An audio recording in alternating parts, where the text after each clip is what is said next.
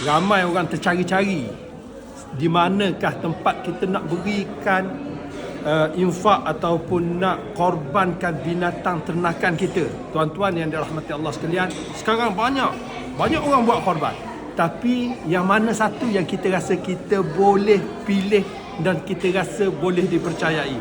Tuan-tuan yang dirahmati Allah sekalian, Yayasan Amal Malaysia telah pun berkhidmat dalam bidang menguruskan korban umat Islam sejak tahun 2005 lagi, tuan-tuan yang rahmat Allah. Jadi ambillah kesempatan korban pada tahun ini, hadir bersama dengan kami semua. InsyaAllah kita akan bawa korban tuan-tuan sekalian ke bumi Afrika, di Tanzania, di Chad, di Sudan dan sebagainya.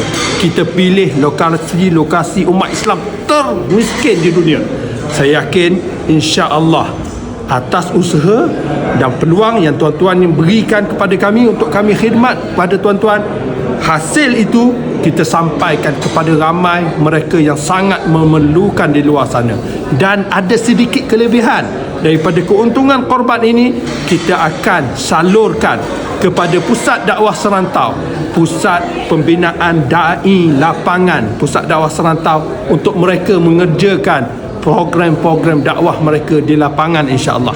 Bersama kami Amal Korban Yayasan Amal Malaysia. Assalamualaikum warahmatullahi wabarakatuh.